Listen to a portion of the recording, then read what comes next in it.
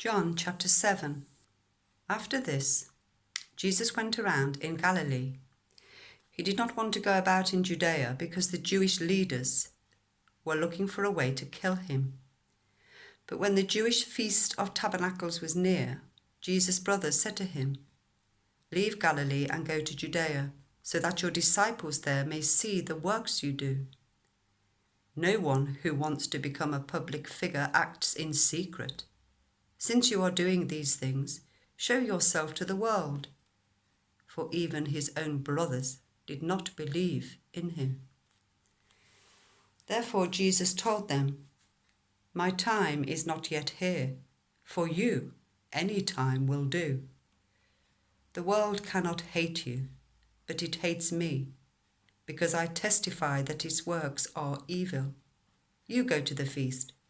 I am not going up to this feast, because my time has not yet fully come." Having said this, he stayed in Galilee. However, after his brothers had left for the feast, he went also, not publicly, but in secret. Now at the feast, the Jewish leaders were watching for Jesus and asking, "Where is he?" Among the crowds, there was widespread whispering about him. Some said, "He is a good man." Others replied, "No, he deceives the people." But no one would say anything publicly about him for fear of the leaders. Not until halfway through the feast did Jesus go up to the temple courts and begin to teach. The Jews there were amazed and asked, "How did this man get such learning without having been taught?" Jesus answered, "My teaching is not my own. It comes from the one who sent me. Anyone who chooses to do the will of God will find out whether my teaching comes from God or whether I speak on my own.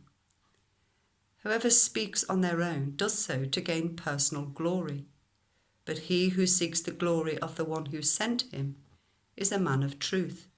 There is nothing false about him. Has not Moses given you the law?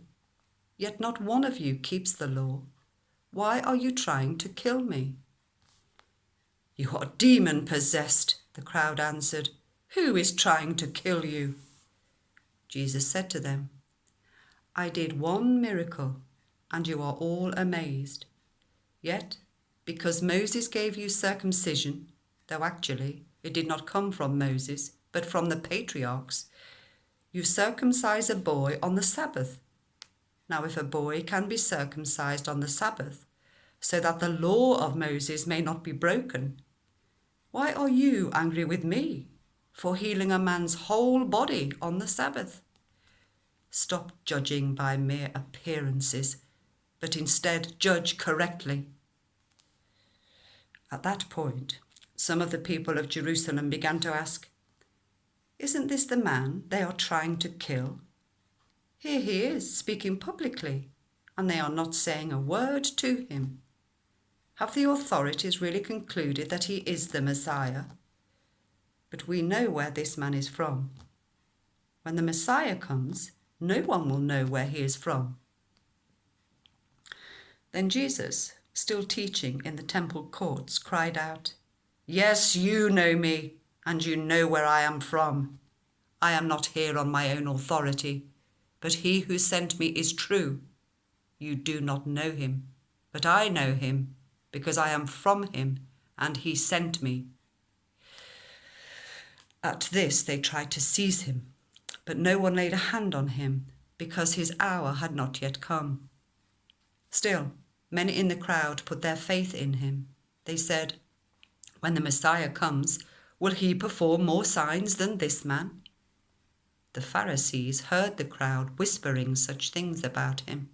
Then the chief priests and the Pharisees sent temple guards to arrest him.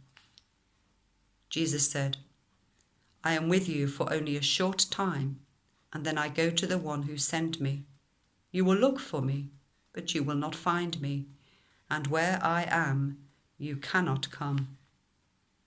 The Jews said to one another, "Where does this man intend to go that we cannot find him? Will he go where our people live, scattered among the Greeks, and teach the Greeks? What did he mean when he said, 'You will look for me, but you will not find me,' and 'Where I am, you cannot come'?" On the last and greatest day of the feast, Jesus stood and said in a loud voice, "Let anyone who is thirsty come to me and drink. Whoever believes in me, as Scripture has said, rivers of living water will flow from within them." By this he meant the Spirit, whom those who believed in him were later to receive. Up to that time, the Spirit had not been given, since Jesus had not yet been glorified. On hearing his words, some of the people said, "Surely this man is the prophet." Others said, "He is the Messiah."